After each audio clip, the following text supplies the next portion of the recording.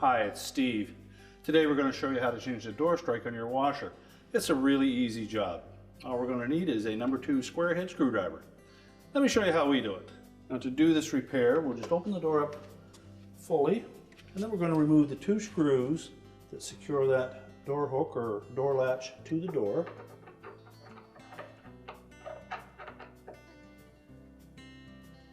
Now depending on your model, there may be a different colored door latch or door hook that is on your machine.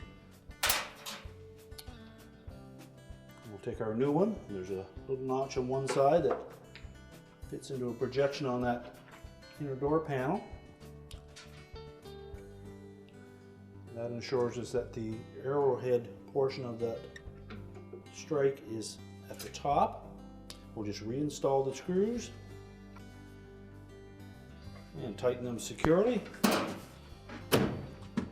Check the operation, and your repair is complete.